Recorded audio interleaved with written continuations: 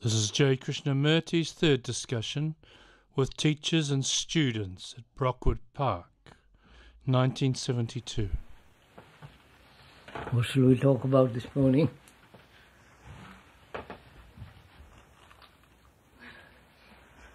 So, could we go into language? We seem to be using it quite often, and I was wondering whether or not we could go into and what is involved in language. Well, it's a lot of fun. Let's do it.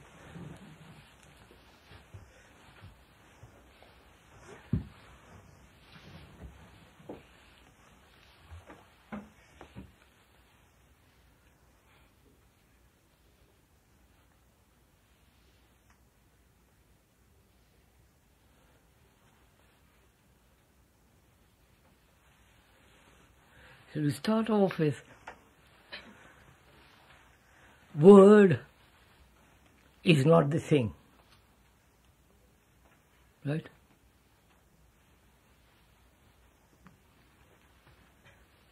The word elephant is not the elephant.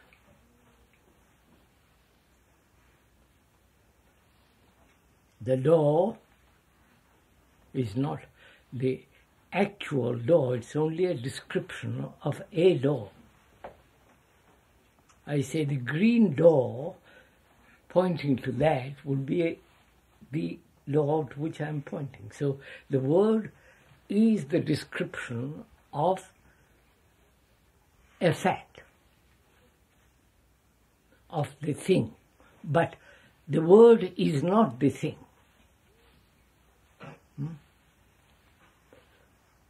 Can we start off from there? All right, sirs? So when I describe Gregory, my description is not Gregory. But we generally get caught in the description. Right?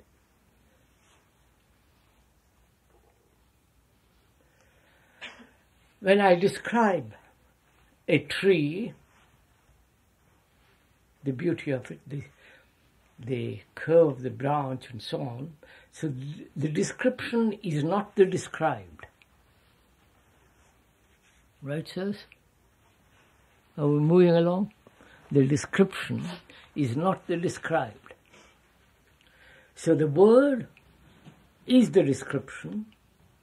The word is the means of communication. I communicate to you through the use of the word, which is the door. But you and I know actually the word door is not the actual fact of a door made out of steel or out of wood. I describe a tree, and the description is not the tree. I describe you, but the description is not you. I explain something in words. The explanation is not the explained.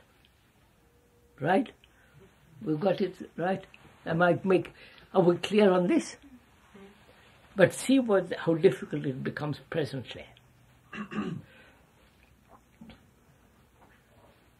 When you and I have a common referent, that is common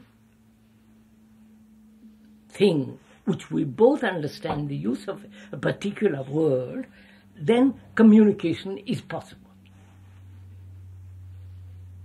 When you and I mean an elephant, and we both know what we mean by that word elephant, and not a piano, then there is an understanding between us that elephant is an animal and not a piano.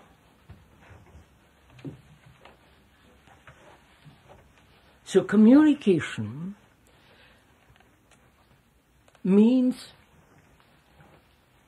not only the usage of words, which we both understand, the common meaning of that word, and the thing to which we refer to is common to both of us.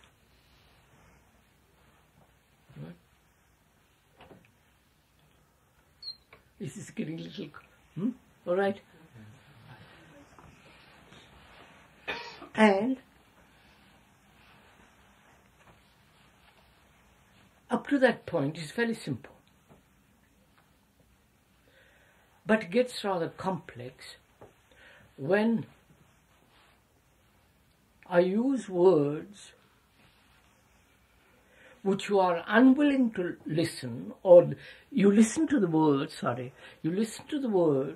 and are unwilling to understand or do not want to understand the significance of the word.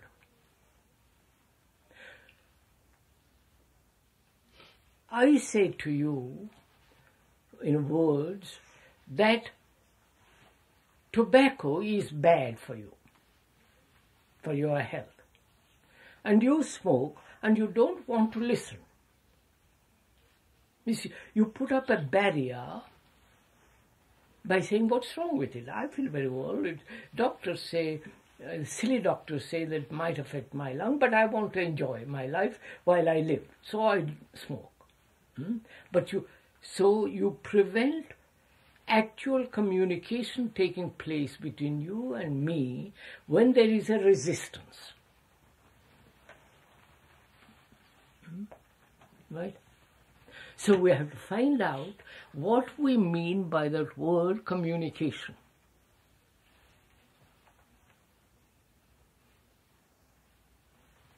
What do you mean by that word? I want to tell you something. I know English, therefore I use the English words. And you also know English, and therefore understand the words. I want to tell you something, and you must be willing to listen to what is being said. Otherwise, you won't listen. So communication means that we both of us want to understand the thing of which we are talking about.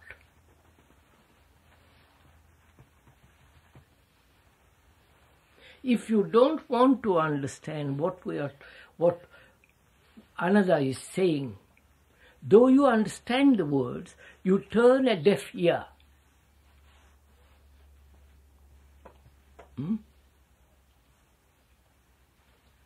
So communication is only possible when you and I understand the meaning of words, when you and I are paying attention or listening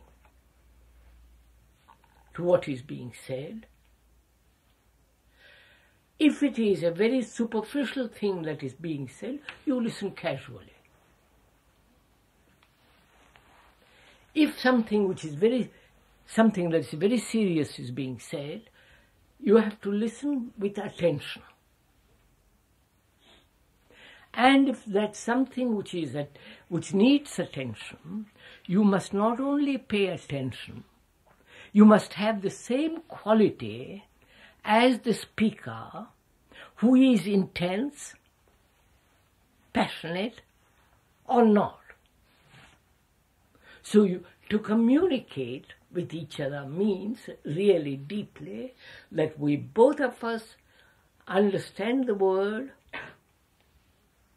Knowing the word is not the thing. The description is not the described.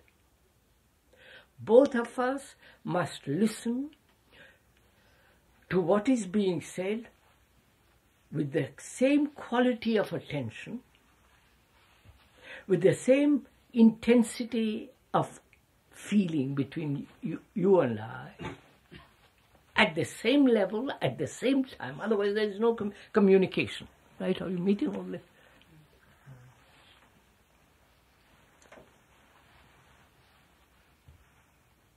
When you say know the meaning of the word, do you include in that having to be aware of the possibly special meaning that it has for oneself. You and I may use the same word, know the dictionary meaning of it, but it may be a pleasant word to me and an unpleasant one to me. I use a word like, say for instance, attention. You may give a different meaning and I may give a different meaning. You interpret it according to your like and dislike of that word. I may merely stick to the meaning of the dictionary. I stick to the meaning of the dictionary and you don't. Or if vice versa. Then communication is not possible.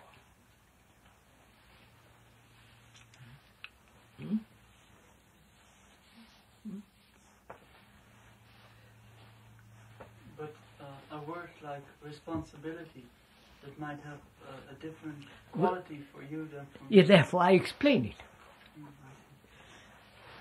I say the word responsibility means to respond.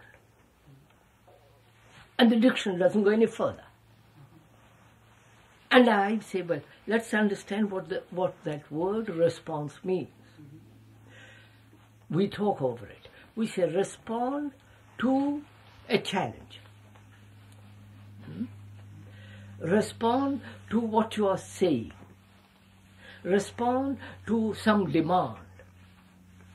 If the response is not complete, adequate, then there is conflict between you and me. Right? So, the word is important in communication, and the word is the only means of communication. Just a minute, please. Is that the only means of communication? You understand? We use words, French, Latin, Greek, Russian, or any other word, in order to convey a thought which is expressed in words, or a feeling. When I say, I love you, I have a feeling towards you, a sense of whatever it is. And I tell you that. So the word represents my thought or feeling.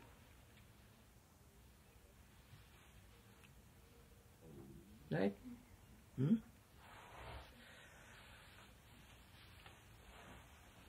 And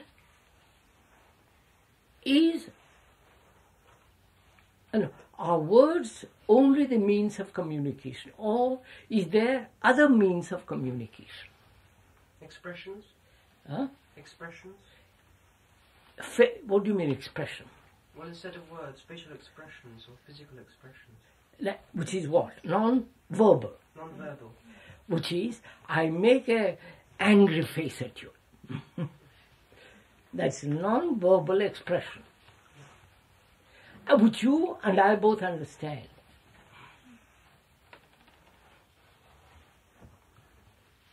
I salute you that way, without saying a word. You and I understand it. Heil Hitler Messi, Heil Hitler, or what? Some other word. So, some other gesture. So there is not only a verbal expression, verbal communication, there's a communication through gesture, right? Through expression, through facial expression, through a gesture. And I'm asking, is there any other means of communication? Do you understand what we have gone through? Look what we have learned this morning. It's awfully interesting if we go into it. Right? Can you also express yourself through actions? Huh? Gesture is an action. Pardon? A gesture is an action.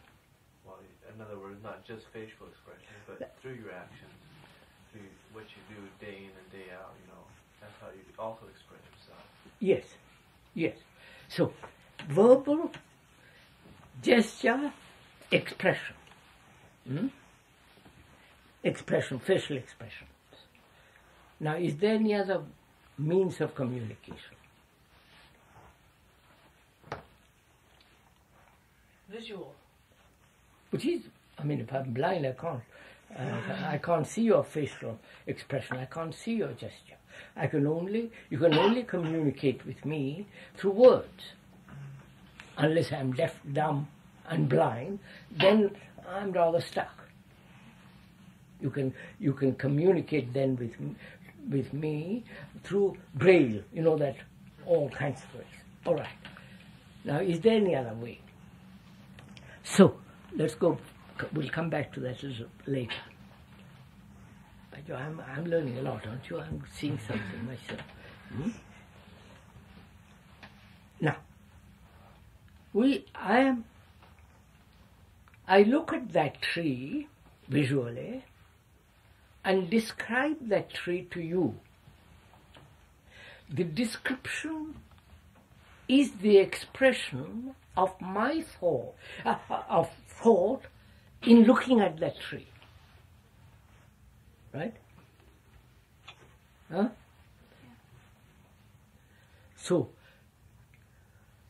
the word represents the thought.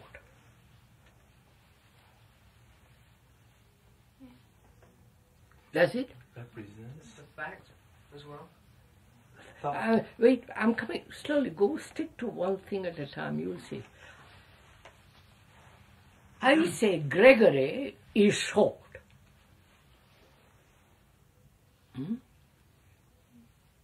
Or tall, or is fat. Sorry, you are not what I'm saying.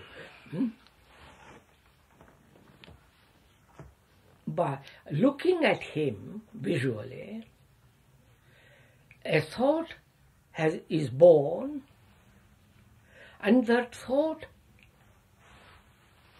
has measured Gregory and say he is tall. Right? So thought expresses itself through word. Huh? Go slow, go slow. Look at it first, look at it.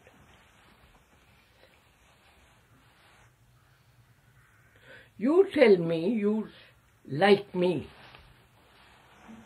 or you don't like me. You have a feeling, a thought, and you express it. No? Please, look, don't accept a thing that I'm saying. You understand? Wait a minute, sir, I must make this clear. Don't accept a thing, but look at it, find out. Right? If you say yes, I shake your head and say yes, but it means you really are listening superficial to the words. You haven't discovered it. If you discover it, it's yours. You understand? It's not mine. Is that clear? Now, let's proceed. We are saying thought must express itself either in word, in gesture, or in a facial expression.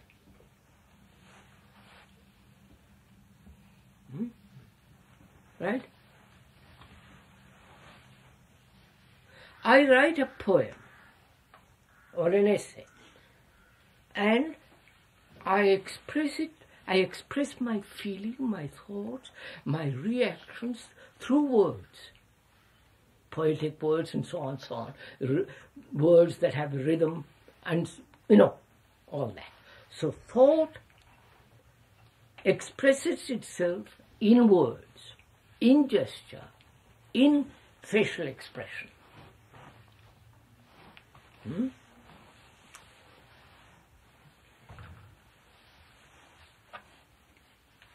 And without a word, is there any communication? Your thought and my thought communicating with each other without the word, without the gesture, without the facial expression. You have understood? Huh?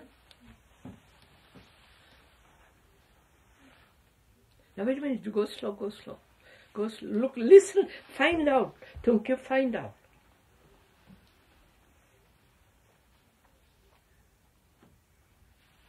You know what telepathy is? Reading other people's thoughts. Yes, but it is with thought. Huh?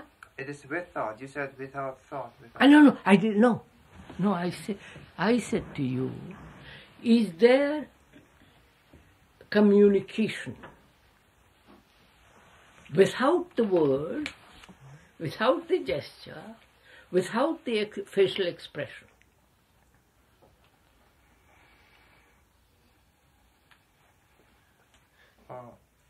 Sometimes when you're thinking of wanting to do something with somebody, and then you just think it, and the other person picks it up,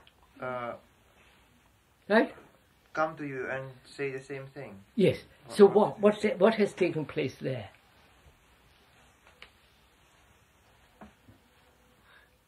There is no verbal communication, right? There is no gesture, no facial expression. You pick up my thought, or I pick up your thought. Yes. Then I express it in words. Right? Yes. Now go a step further. That is, no, we'll still go, we're not going a step further, we'll finish this.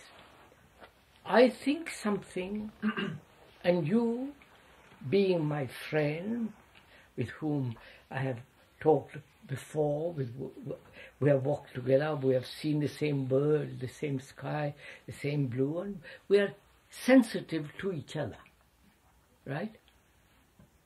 And without a gesture, without an expression, facial or word, you pick up my feeling, my thought, and express it in words. Huh? Now that is generally called telepathy. You've heard that? Reading thoughts. They have experimented with this a great deal.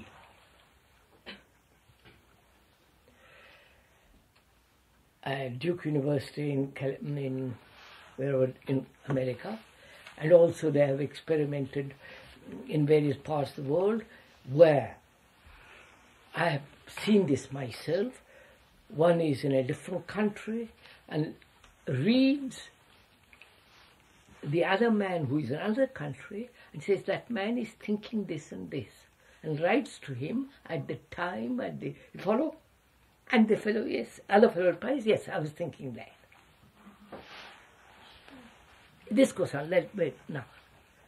I asked myself, is there communication which is not verbal, which is not a gesture, a facial expression, which is not the thought? You understand? Now, which means, is there a thinking without a word? Huh? Huh?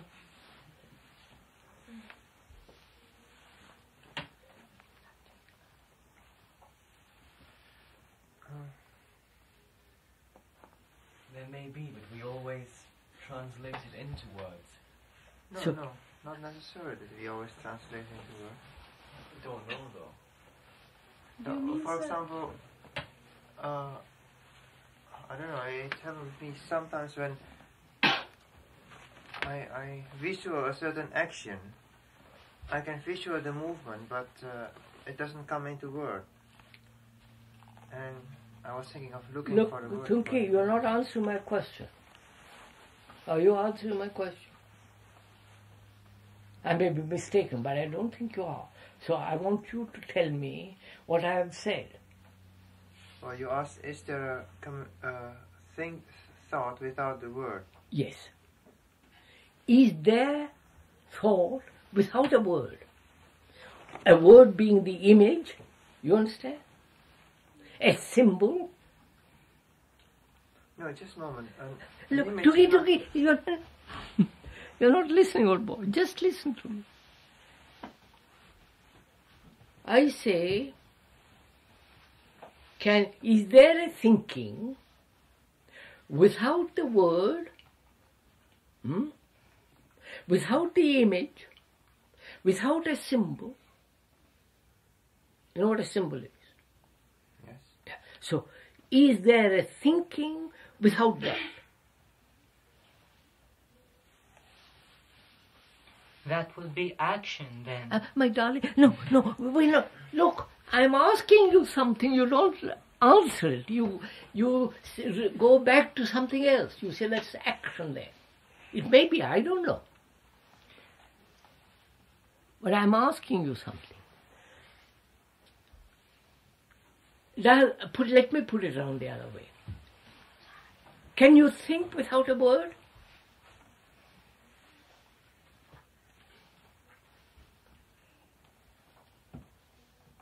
Without a symbol? Huh? Without a picture? No. So what? Go on, sir.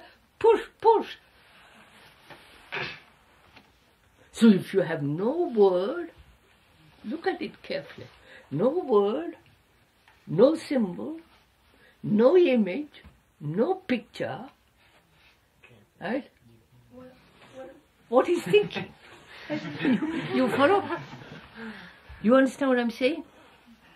Have you got it? No, this is very interesting. Go into it. It's good for you to exercise your brain. I want to talk about that a little later. I'm coming to it. Do you include no memory of a certain feeling? I said to you, yes, that's right. Memory is a series of images. Huh? I remember, feeling, same thing. Feeling, images. I remember I got frightened at that particular bridge because it was so high. I remember it. Now I say to myself, without an image of that bridge, is there a thinking about that bridge? Huh? So is there a thinking without a word? Is there a thinking without knowledge? Knowledge is the word. Are you? If you do you include in thinking the instantaneous reaction? Supposing lightning struck in the middle of this room, we wouldn't have time to think. I agree. We would react. You would react, which he called action. Venezuelan, no, where are you? You're from here. The Venezuelan, I've forgotten his name, so I'll call him his country. Venezuelan said that action takes place. There's Brazil there. Sorry, sir. We need the object of the words to communicate, but not in myself. Yes, you talk me, but your words create images in myself. Of course I said that. I talk. I use words. Those words create certain image in you. Yes. Those words mean something to you, and the same thing to me. We said that at the beginning. Yes, and these images cut our communication. No, sir. No. If I speak Spanish and you speak German, Unless I understand German and you understand Spanish, well, there is no communication. So the word, I'll have to go, the word is not the thing. The word has a meaning to you and to me when that word means the same thing to you and to me. A microphone, we know when I use the word microphone, you know what it means and I know what it means. So we don't call it an elephant. If you give to that word microphone the picture of an elephant, then communication ceases between us. Right? Move, I want to get going. Could we take the example of music? We listen to music. Are we listening with thought or are we listening with something different? You listen to music. Have you listened to it? Huh? Yes? How do you listen to it? Come on, sirs. Recognizing the sounds. Huh? We recognize. You recognize the sound. Yes. You recognize, it is, say that's written by Beethoven, Mozart, where it is. Bach. Yeah, Wait, sir, go slowly. Prego. So you recognize it is the ninth or the second or Mozart something, right? Symphonies. Then what takes place? You know that. You say, well, that orchestra is playing Mozart, Bach, right? Sorry, then you are listening, right? You have recognized it and you are listening. There's also a more subtle recognition of the actual. Yes, I don't. The meaning is not to recognize the what the who has. Yes, the title is recognize something that I have. The sound, you know. You recognize the sound. Yes. You recognize the feeling that one knows. The feeling one knows. Yes, not something new, not something that. Wait. When I use the word recognize, which means you recognize the composer, you recognize the quality, the music, go beyond all that. How do you listen?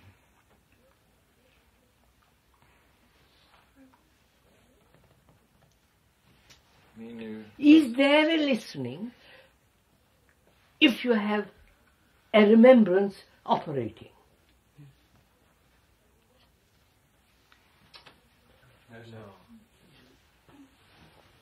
If you remember how you feel about that song, then obviously you're not listening to that song at that moment. Yes, you're listening to what you remember. Yes. Now, so you are saying, you are listening to what you remembered. Right. Huh? Right. So you're not actually listening to the music. Not at that moment. That's what we are. Yeah, right. Is that so? But you must be listening to the music to be able to recognize something. The music stimulates it, though. We know all that, oh boy. I'm asking beyond that.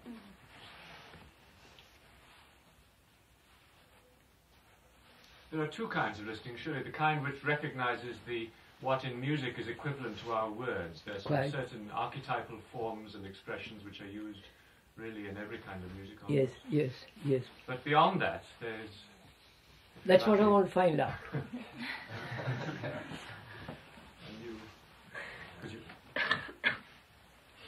I suppose it's possible to recognize a silence too. I don't know. We're inquiring. I don't know.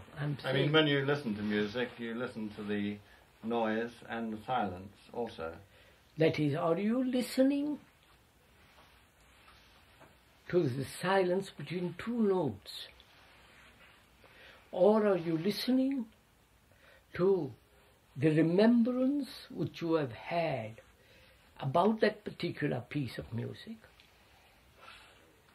And the sensations, the pleasures, the delight you have had, and therefore those memories are revived when you listen, and you are listening with pleasure to the memories that you have had. You understand? Or are you listening differently? Right, sir? Yes. I want to find out. But the problem is that we translate immediately. No, I understand that. I want to find out what it means to listen without knowledge. Knowledge being the memory, right? Knowledge being the word, the meaning of the word. Now, listen, I'm going to show you something.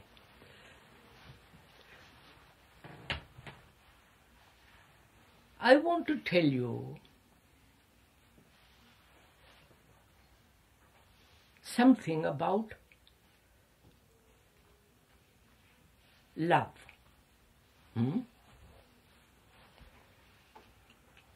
I think I have to tell you, because I feel very much involved in it. I want to tell you. And I use words to tell you, words, gestures, facial expressions to tell you, verbally. And how do you listen to it?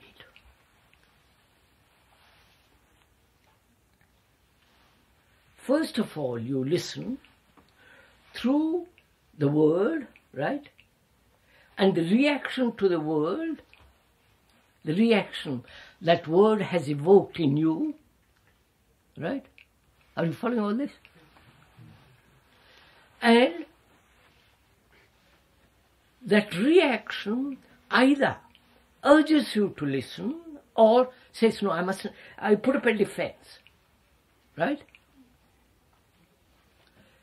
Now, if you go beyond that, beyond your reactions, which may be according to your conditioning, you understand? According to your pleasure, according to your experience, according to your particular knowledge, which will prevent you from listening to what I want to say, right? You understand what I'm saying? I want to tell you about love. Because I would like to communicate with you because I feel very strongly about it. I begin to tell you by using words, gesture, facial expression. You are going to translate it according to your memory, right? Which will awaken in you certain reactions, right? Are you following this?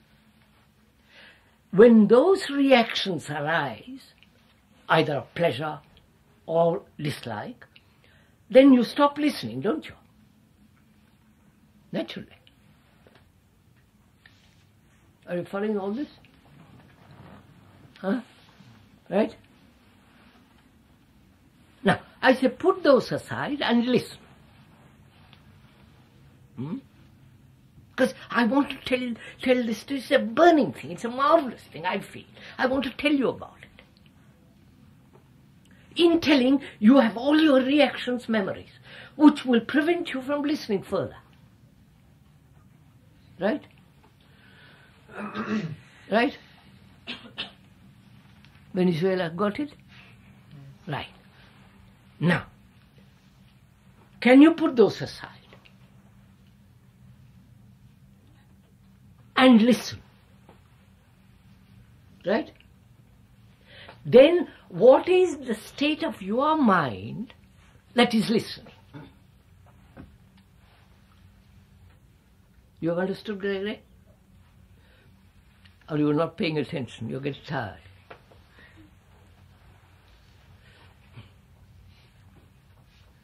You understood my question? What is the state of your mind that is listening when you have gone through your reactions according to your conditioning and say, yes, I know my reaction, I'll put them aside for the time being and I want to listen to what he's saying, right? What is that state of your mind or the quality of mind that is listening? Huh? listen quietly, find out, sir. Find out.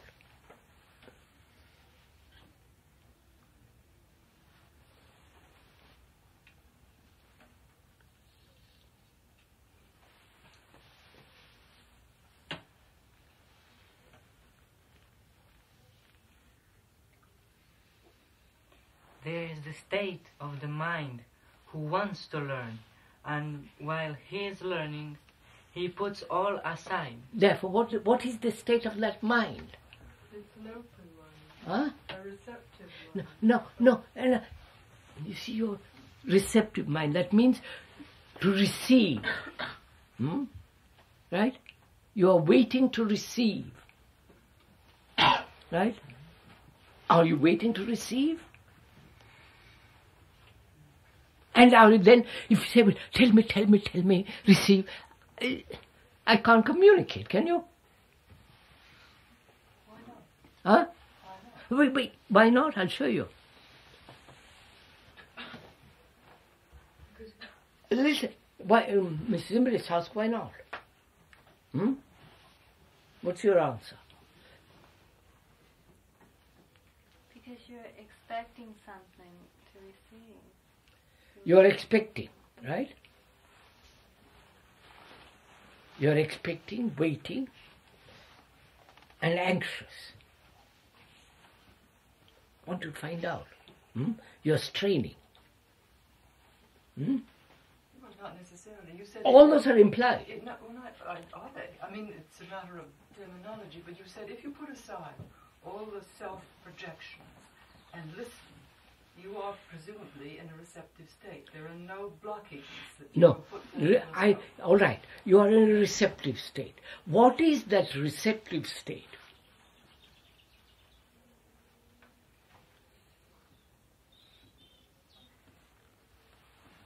Open, attentive. Tell me, please, what is that receptive state? So, Just quiet. how can you say anything about that receptive state? I'm going to show you something. I'll tell you lots about it. What is that receptive state? Dissatisfied? Huh? Dissatisfied? No. Or dissatisfaction and satisfaction are the reactions of your conditioning, right? So we put aside all that. And I say to myself, what is the quality of the mind that is free from the reactions of its conditioning, its images, its words, for all that? What is that quality of mind? Is it receptive? It may be, I don't know. I'm asking. Huh? Inquiring. Why do we use the word?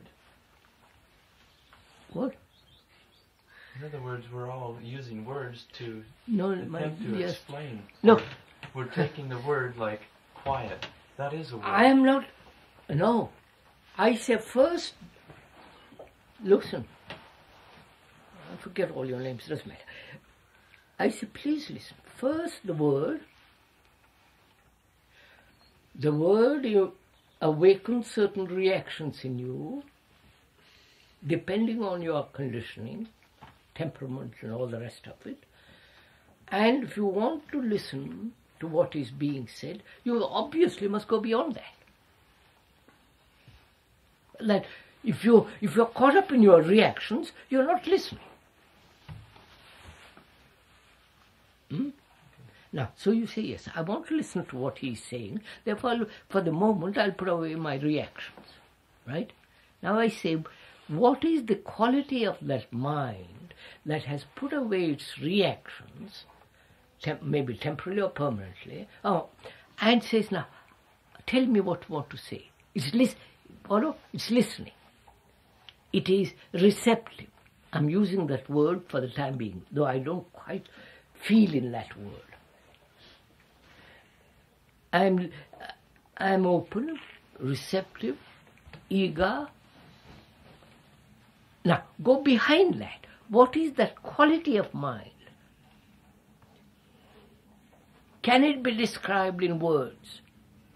Is it a quality? Huh?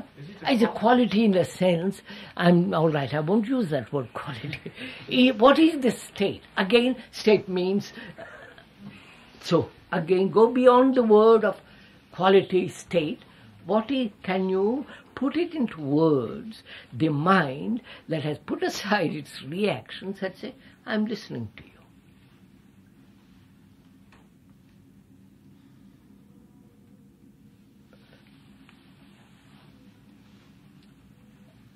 How can you put it into words? Because our words are part of our conditioning.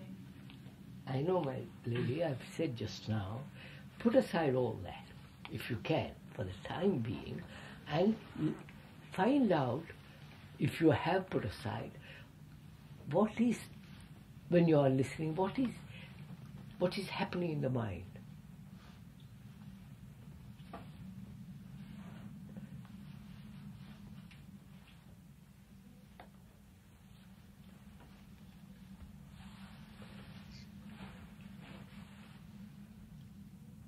And can that, whatever that mind is, can that communicate with me and says, yes, I know what it is, and I'm now listening to you.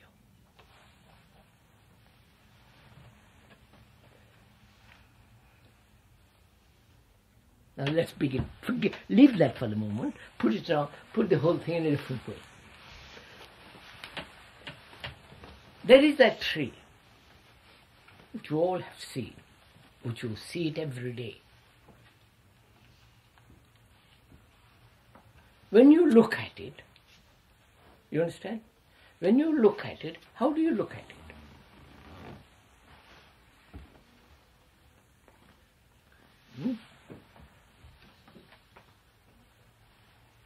With the image of the tree. I don't know, you tell me, how do you look at it? There is that tree. How do you see it? I guess you see it every day. Huh? After the first time that you've seen it, probably you see it through your memories of it.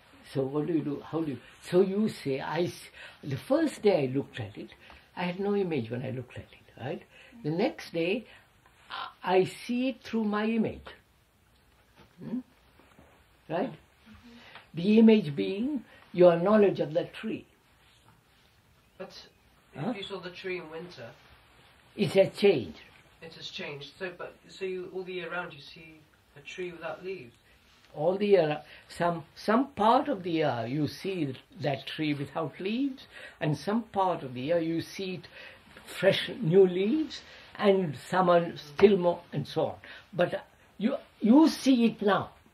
Now, how do you see it? Do you see it through your image of the tree?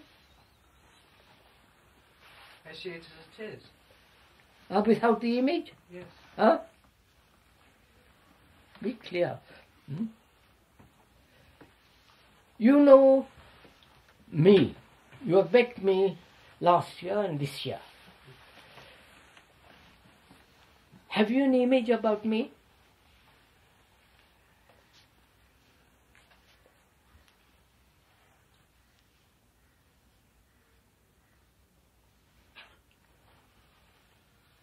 When I don't see you, I have an image of you. Now, sir, when you're looking at me, have you an image about me? A physical image, yes. Yes, he says, why? What do you call your image? Well, the form of your body. Body, face, yes. And go on. But psychological image of you, I can't have it. No. But you have an image of me already. You may not have, because psychologically you may not know me. That's right.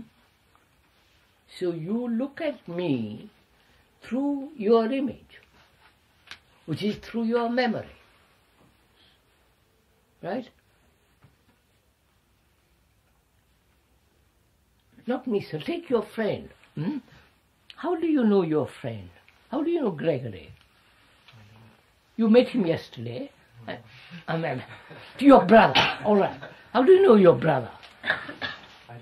I don't know him. I just know certain characteristics. Therefore, I'm using the word know, not the entire your brother. So I say, you know your brother because you have lived with him, grown up together, seen him, so you have an image of him, right? I can have, yes. I do now, yeah. You have it. No, otherwise you couldn't recognize him. Okay. So you have a remembrance, which is an image, which is a memory, and so on, and through that you look.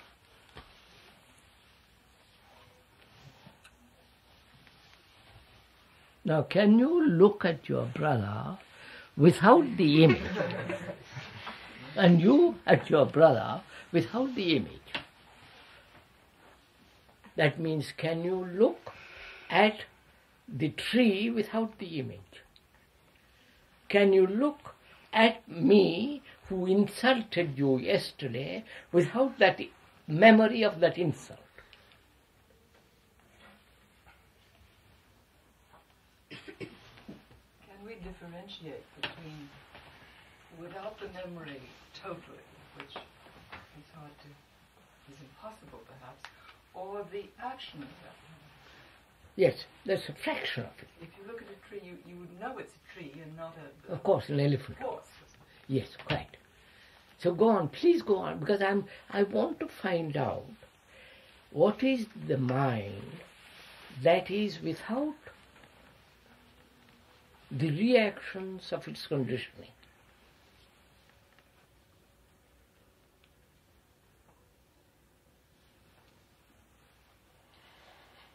It's an unseen mind. I'll show it to you in a minute, sir. Go on, play with it. Go on, play with it, sir. Look at it. Find out.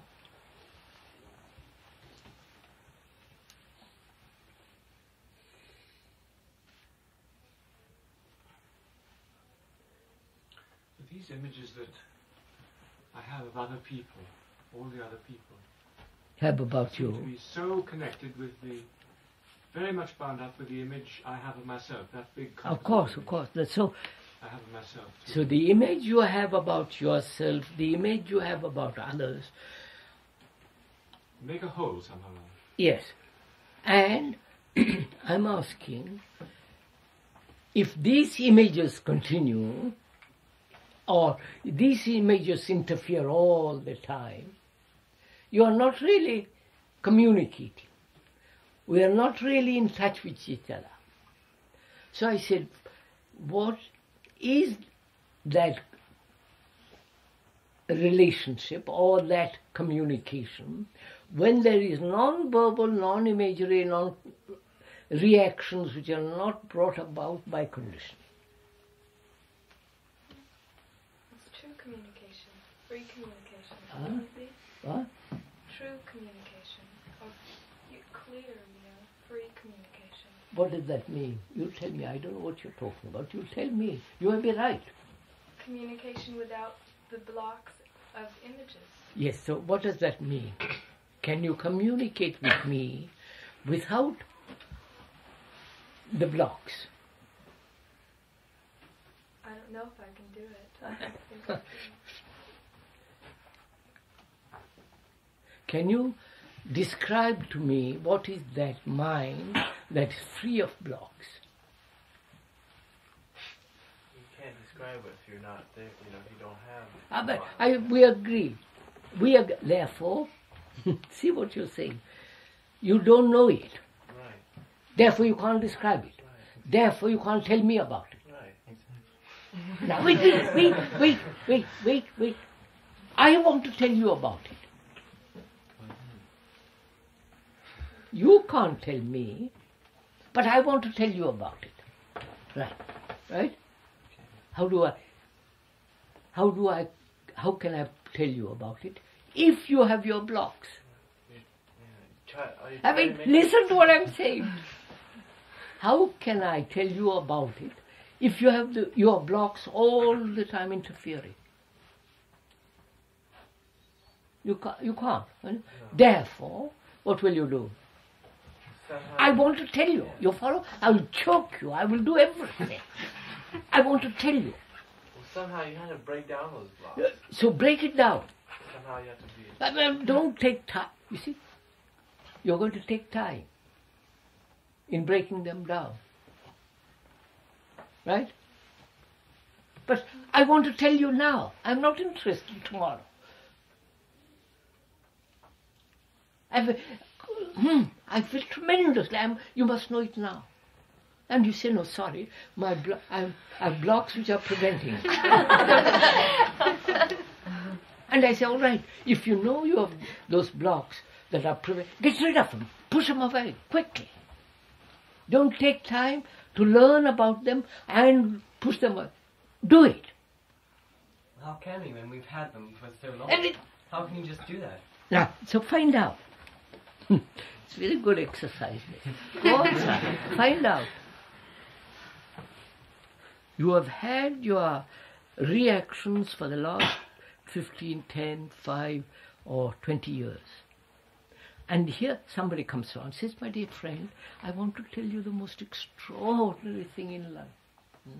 And I want to tell you, it's not just words, it's not just, because you are here, I want to pour it out to you. And you said, please, I know I have blocks and I can't listen to you, right? So I said, please get rid of them.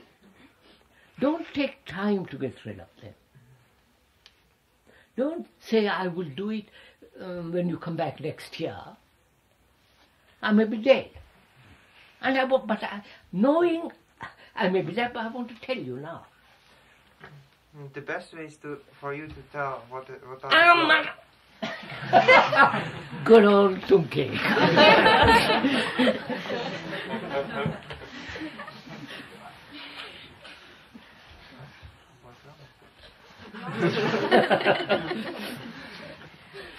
No, it isn't such an easy. You want to. You are lazy. And therefore say, please tell me, doesn't matter whether I accept it or not. Just tell me. I said, get rid of them. No, but the thing is, I don't know whether I have blocks. Huh? I don't know whether I have blocks. So, investigate. That takes time, doesn't it? Do it now. Don't, you see, when you are saying that won't it take time, you're still holding on to them. Start now, though. Now. I'm going to show it to you. Then if you get rid of all the blocks and things, then you'd have nothing to tell because you'd already know. I then will communicate with you. You see how clever your beastly little minds are?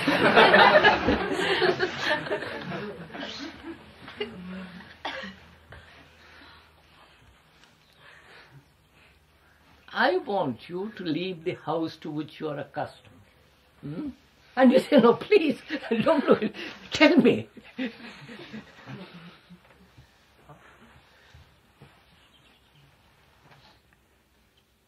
First of all, it's very interesting, isn't it?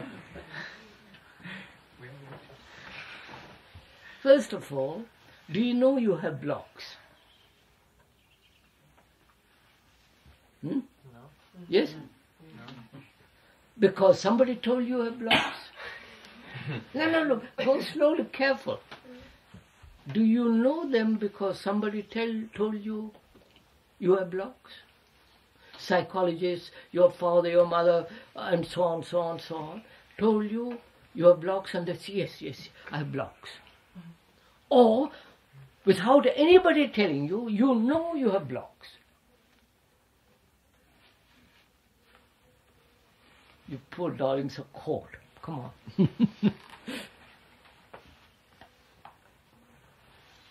When you feel you have blocks. Huh? When you feel you do, they have blocks. Why do you call it blocks? Well, what is the block? Why do you call it a block? Why? She used that word, blocks. Why does she call it a block? How does she know it? What block means something between you and me. Blocks. It's like a wall, like you can't look through. What? So do you know them? That you have such walls?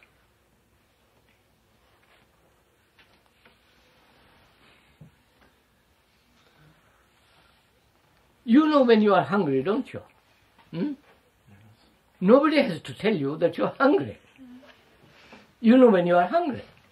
Now, why don't you know about your block, if I can use those words, in the same way? Yes, I have them. But it all means now, doesn't it? I am done.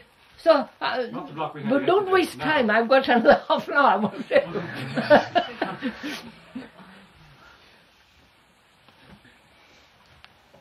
Do you know them? Maybe yesterday you had blocks. Huh? Today you might not have. No. Come, no. Yesterday you had it. You know you have them, do you? Whether you had it yesterday, whether you will know those blocks exist when you don't want, when you have reactions to what is going to be said, or reactions according to your conditioning. Right?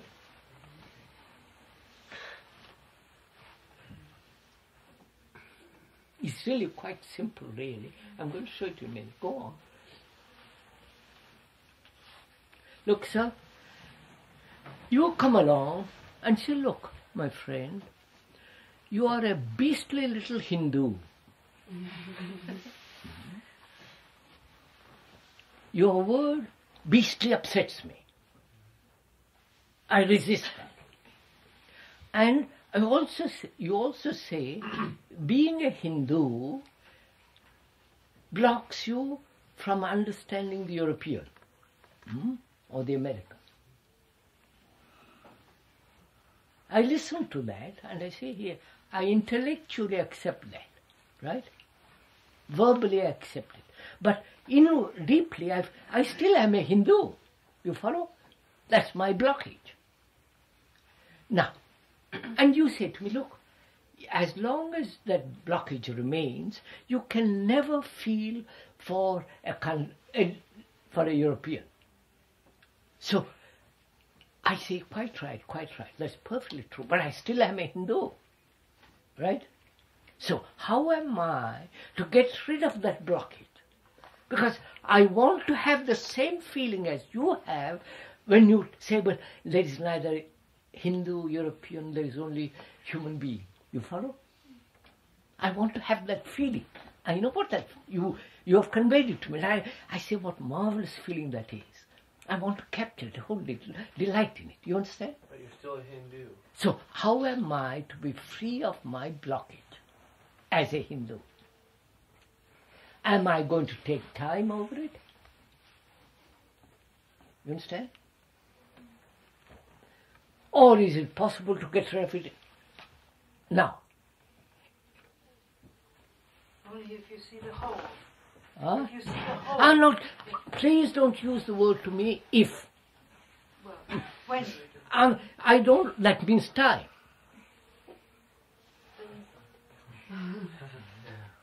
you are part of the whole. I am not. That's your idea. I'm a fragmented human being. Yeah, well, that's the recognition. No. My question is, how am I to be free of my blockage as a Hindu? Don't say if, when, or when you are total, when you see the whole, those are all intellectual concepts, which I said, sorry, I don't accept intellectual concepts because I've got a beastly intellectual concept about him being a Hindu. Don't add another concept. You understand? So I've only one concept, that's good enough. I don't want to have more of them. So I say, my question is, how am I to be free of this blockage as a Hindu? Not tomorrow, not 10 years' time, I want to be free of it now. Instantly, so that I can listen to what you're saying, to what the feeling that you express in your face when you say, but my friend, as long as you're a Hindu, Catholic, Protestant, you are a beastly little man. So, how to be free from the blockage, okay? Just each word, how, then to be free. The how does imply a method of doing it. If I am a Hindu, and I try to find out a way, and I find a way, I'm still a Hindu. No, you're quite right. When I put the word how to be free, yes, it's a means of communicating to you that I want to be free now. Oh, okay. The how with all the implications of the how, the method, the system, the practice. Okay. We won't use that. Okay. I just want to tell you, look, my friend, you have told me something of freedom in which there is neither a Hindu, Buddhist fellow. And you, by your words, by your gesture, expression, you have awakened a sense of greatness. And I say, I can't understand it, live it. I can't be with it when I have this blockage as a Hindu. So my question is, my feeling is, I want, this must be put aside. So I say, I'm not going to allow time to put, you follow? So I must finish it now. Right? Will the ending of it be brought about through will? You understand will? That means determination, through saying I must be free? No. Huh? No. Why do you say no? Because this is the fact that you must be free. You can't be free because you're trying so hard to be free of what so it's. I understand, oh boy. So you must. I'm not going to help you to put it into words. You must put it into words. He'll help you to put it into words. Go on. Well, just the fact that you desire to be free from it. Yeah. So what do you mean by desire? Well, desire. You want. That means what? Now strive. watch it. Now you use word. Want. Desire. Right. Right. And the want, the desire create the will. Yeah. Huh? And Wait, stop there. The want, the desire, bring this determination, the will into operation. Right? And you say that won't work. No, because that will is more or less a memory, isn't it? That's right. That's right. So you say to me, will not dissolve this blockage. But we were talking about yesterday of seeing it. Not yesterday. Well, okay, it's today also. Yeah. The obvious. Yeah. What is a Hindu? Yes. But I don't see it. Therefore, it's a blockage, right? Right. And you tell me, will, determination, they won't wash it away. Quite right. I say, yes, I see that too. So what am I to do? Isn't the will and the determination making it a reality? There is only the reality as what is, which is my blockage, right? I know. But it's the wanting to get rid of it that really makes it more, that stops you from getting rid of it. That's it. Therefore you are beginning to learn. Say, by Joe, I must not say I must get rid of it. Right? I must be free of it. So when you say I must be free of it, your mind has realized verbally a different state, and you say, this is a blockage, I must get rid of it. You follow? So, I won't complicate it. It's very complex. I won't go into it. So you say, don't do that. All right? I say, I won't do it. I won't exercise my will and push it away. Then what am I to do? Tell me, what am I to do? If you are aware of those blocks, then which prevents you from seeing, then there will be instant action which will yes, but now what do you mean by aware? You use that word aware. What do you mean by that? Well, seeing that those blocks... wait, what do you mean by see? I can't... You must be very clear when telling me. Well, there is those blocks that prevent you from... Come on, go on. Now you tell me, when you say see, aware, look, what do you mean by that? This is awfully good, isn't it, this morning? You like it? But which words am I to use then? Which other words can I use? You tell me. I'm asking you, please explain. I don't know what you mean by that word aware. Tell me, please. In other language? No, same language. Yes, tell me in Spanish. I know little Spanish, so I'll say I'll listen to you. Or if you don't know Spanish, I'll say I'll listen to you in French, Italian, because I happen to know little French and a little more Italian or a little more. Please tell me.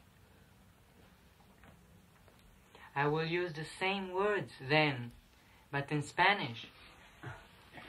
So, you are translating that word awareness into Spanish and telling me that in Spanish. Yes, sir. Right, tell me. Uno debe estar atento. Ah, eccolo. Bene, attento. Now, what do you mean attento? This is not just verbal, you follow? Cleverness. What do you mean attento? Perceptivo. Yeah, ecco, bene. Perceptivo, which means be attentive, be perceptive, be alert, right? Now, what is the quality or what is the state of the mind that is attentivo, perceptivo?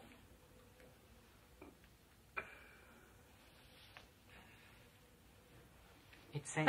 You got it. You follow? Listen to carefully what I'm telling you. What is the state of the mind that's attentive, perceptive?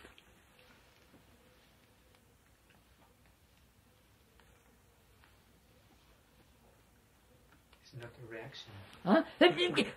Watch your mind. First watch your mind and then put it into words. Don't put it into words which you don't know. This is my mind. See your mind. See what is the mind that's attentive. It has no blocks. Huh? It has no blocks. Which, quite right, has no block. Therefore you've got it. You understand? A mind that is attentive has no blocks. Right? Simplicity. Do you see this? Because you are not attentive, you have blocks. Right? Moment you say, but Joe, I've got to understand you. You are attentive. And you have no blocks. You get it?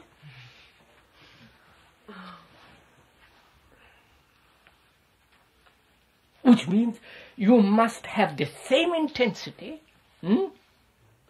same vitality to listen, as the man who wants to tell you something. So you have no blocks when you are attentive.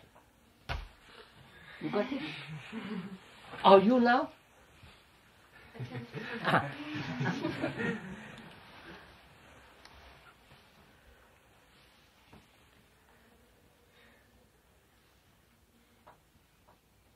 So when you look at a tree attentively, you have no blocks, you have no image, you look. Go on, sir. Well, all through this talk, you've been beating our beastly minds, more or less. Great. And you drag us through all these complications, of something that is Well, it's At grace hearts. Therefore, Why don't now you- this is the point I'm coming to. Therefore, you must meet minds that demand something of you. You understand? You must. I mean, you. You must. While you're in Brockwood, not Blockwood.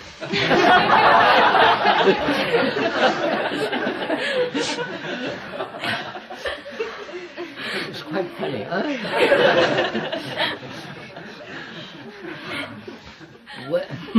While you are in Brockwood,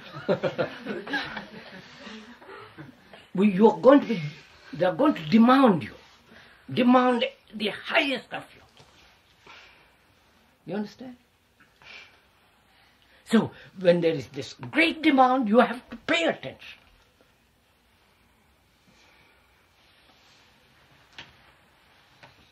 Are you? Now, so there are two ways of demanding. Do you want to give me time? Huh? There are two ways of demanding, aren't there? I'm talking, you tell me. I say, while you are here, during these years,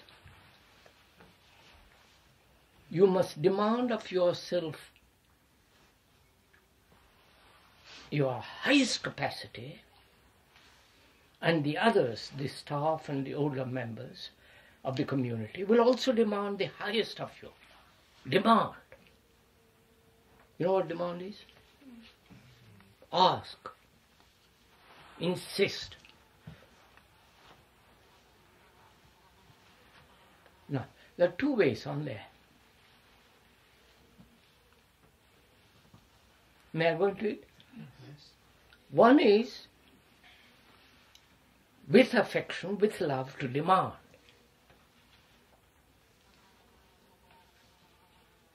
The other, to demand because I have an idea or an intention or a purpose. By demanding the highest of you, I am going to educate you. You see the two? You see the difference? Huh? Do you? One is destructive and one is very. Huh? One is very destructive. Wait. First see. Don't describe. First see the two facts. I demand that you will be free. That you must be free. I say you must. One is with effort. Yes, sir. Effort. Go on. And one is with authority. Right? Yes. In that authority, there is no consideration. I have an idea that you must be free when you leave here. That's which make the block.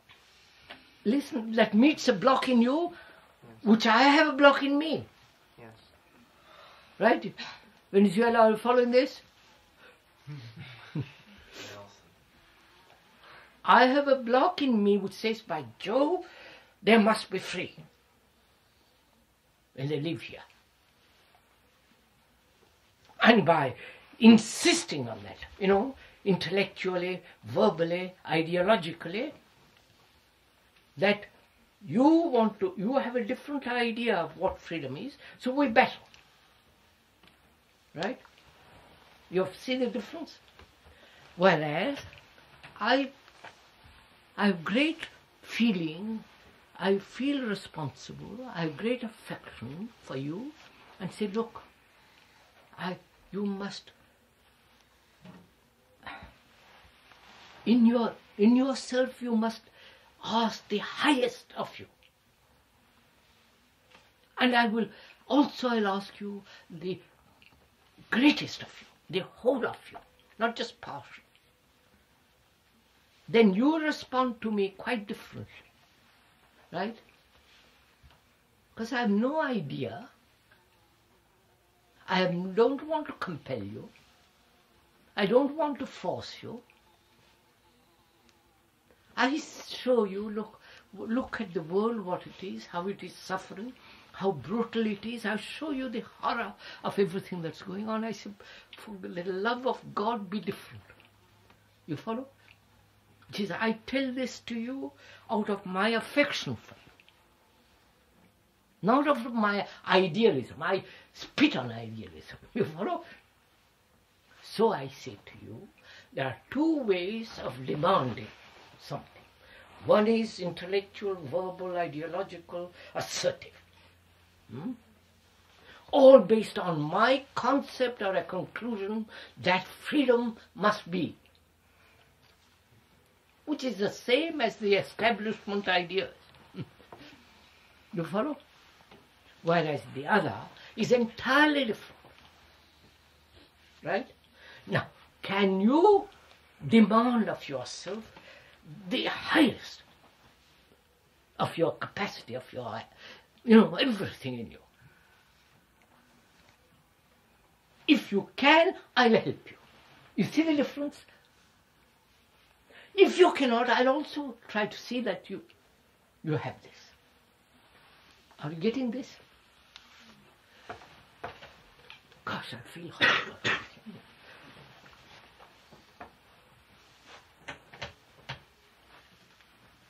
So Brockwood, not Blockwood. So Brockwood is to help each other to demand the highest of each. Can you stand this?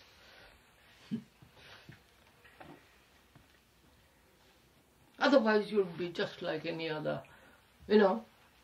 bourgeois, middle class and low class or aristocrat or God knows what else.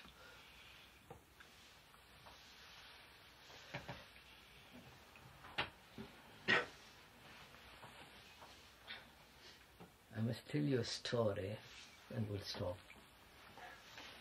A teacher every morning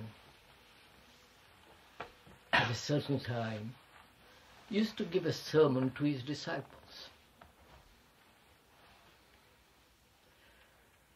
And it was a lovely morning,